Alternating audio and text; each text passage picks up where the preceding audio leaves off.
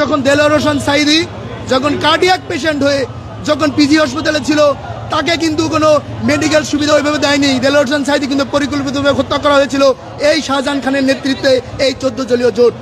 আপনাদের সংবাদ মাধ্যমে আমরা দেখেছি, যেহেতু অভিযোগ সুস্পষ্ট, যার প্রেক্ষিতে বিজ্ঞ আদালতে আমরা 10 দিনের রিমান্ড প্রেয়ারে সহযোগিতা করি আইনজীবীরা। পরবর্তীতে বিজ্ঞ আদালত ঘটনা শুনে সন্তুষ্ট হয়ে 7 দিনের রিমান্ড মঞ্জুর করেন। আপনারা জানেন যে এই শাহজাহান খান বাংলাদেশের 17 বছরের যে কালো অধ্যায়, অর্থাৎ স্বৈরাচার যে অধ্যায় তৈরির পিছনে একজন মূল হোতা, মূল কারিগর। এই স্বৈরাচার শেখ হাসিনার অন্যতম দোসর হচ্ছে শাহজাহান খান।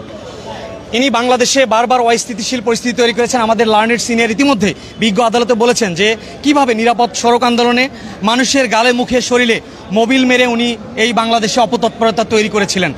আমরা আজকে বিজ্ঞ আদালতে যে আব্দুল মোতালিব মারা গিয়েছেন ঘটনাস্থলে গুলিবিদ্ধ হয়ে, জিগাতলা বাস স্ট্যান্ড যে ঘটনাস্থল, এবং তার বাবা জনাব আব্দুল মতিন যে মামলাটি দায়ের করেছেন, এটির ব্যাপারে যেহেতু সুস্পষ্ট অভিযোগ, সেখানে শর্টগান ব্যবহৃত হয়েছে, অবৈধ অস্ত্র ব্যবহার করা হয়েছে এবং গুলিবিদ্ধ করে অসংখ্য মানুষকে আহত করা হয়েছে। এই ঘটনায় বিজ্ঞ আদালতে আমরা 10 দিনের রিমান্ডের ব্যাপারে শুনানি করলে বিজ্ঞ আদালত সন্তুষ্ট হয়ে 7 দিনের রিমান্ড মঞ্জুর করেন। আপনারা ইতিমধ্যে দেখেছেন 2018 সালে যখন নিরাপদ ছাত্র আন্দোলন যখন হয়েছিল, তখন এই শাহজাহান খান, আপনারা গণমাধ্যম কর্মী, আপনারা হয়তো লক্ষ্য করবেন যে তার একটি কথাই, সংসদে তার একটি কথাই তখন ছাত্র জনতা ফুঁসে উঠেছিল। এবং পরবর্তীতে যখন এই গণভবনে শেখ হাসিনার নেতৃত্বে যখন আমাদের এই আপামর জনসাধারণ ছাত্র জনতার বুকে গুলি চালানোর যে গণভবনে যে বৈঠকটি হয়েছিল, সেই বৈঠকে প্রত্যক্ষ এই শাহজাহান খান উপস্থিত ছিলেন। এবং এই যে জিগাতলায় যে শিশু বাচ্চা মুতালেব শহীদ হলো, দেখবেন আপনার তার বয়স মাত্র 14 বছর। সে 14 বছরের এই কিশোরটি সে এই আন্দোলনের শরিক হয়েছিল এই বাংলাদেশকে মুক্তি করার জন্য, স্বাধীন হওয়ার জন্য। সেই শাহজাহান খানের নেতৃত্বে 14 দলীয় জোট এই ছাত্র জনতার বুকে গুলি করে তাকে মেরে ফেলেছিল। এবং আমি মনে করি আমরা আজকে আদালতে ছিলাম, আদালতে থেকে আমার জুনিয়র ফ্রেন্ড বন্ধু, সিনিয়র কলিগ সবাই আমরা আদালতে ছিলাম। আদালতকে আমরা একটি কথা বলেছি যে এই হত্যাকাণ্ডে এই শাহজাহান খান, সাবেক নৌ পরিবহন মন্ত্রী, তার প্রত্যক্ষ মদদে এই হত্যাকাণ্ডগুলো সংঘটিত হয়েছে। আপনারা ইতিপূর্বে দেখবেন এই বাংলাদেশে আপামর জনসাধারণ যখন কোনো যৌক্তিক আন্দোলন নিয়ে রাজপথে আসে, গণতান্ত্রিক কোনো অধিকার নিয়ে রাজপথে আসে, এই মাফিয়া শাহজাহান খান কি করে, তখন আপনারা দেখবেন যে বাস বন্ধ করে দেয়, ফেরি বন্ধ করে দেয়, শ্রমিকদের বন্ধ করে দেয়। এই মাফিয়া শাহজাহান খানের 7 দিনের রিমান্ড মঞ্জুর করেছে। আপনারা দেখবেন আপামর সেনা সদস্য 57 আপামর সেনা সদস্য আপনারা দেখছেন যে তারা এই প্রোটেকশন দেওয়ার জন্য আমাদের আদালতে এসেছিল। পিলখানায় যে 57 অফিসার শহীদ হয়েছিল, আপনারা গণমাধ্যম কর্মী, জাতির বিবেক, আপনারা হয়তোবা জানেন পিলখানায় 57 সেনা অফিসার কে মেরেছিল?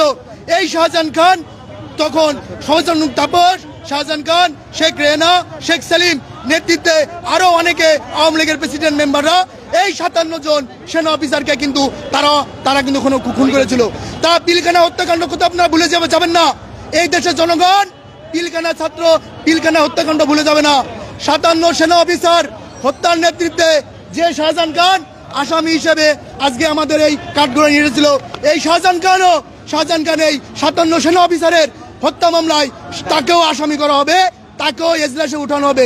এবং আমরা দেখলাম, আমরা সবাই এজলাসে ছিলাম, আইনজীবী, শত আইনজীবী আমরা এজলাসে ছিলাম, আইন শৃঙ্খলা রক্ষাকারী বাহিনীও আপনাদের এজলাসে ছিল। আমরা দেখলাম শাহজাহান খান এজলাসে সে কান্না করে দিয়েছে, তার 2 চোখ দিয়ে অঝরে অশ্রু ঝরছে।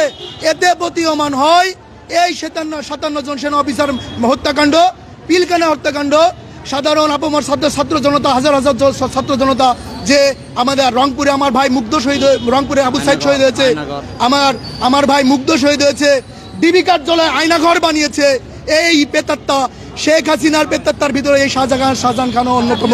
বিপক্ষ আইনজীবীরা তারা অসুস্থতার একটা গ্রাউন্ড দেখিয়েছে, সেটা আমরা আইনজীবীকে বললাম যে মাইলট, দেখবেন যখন দেলোয়ার হোসেন সাঈদী যখন কার্ডিয়াক পেশেন্ট হয়ে যখন পিজি হাসপাতালে ছিল, তাকে কিন্তু কোনো মেডিকেল সুবিধা ওইভাবে দেয়নি। দেলোয়ার হোসেন সাঈদী কিন্তু পরিকল্পিতভাবে হত্যা করা হয়েছিল এই শাহজাহান খানের নেতৃত্বে এই 14 দলীয় জোট।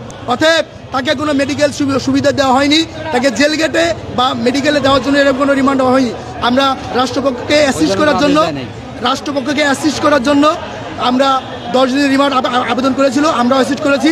আদালত সন্তুষ্ট হয়ে 7 দিনের রিমান্ড মঞ্জুর করেছেন। সবাইকে ধন্যবাদ।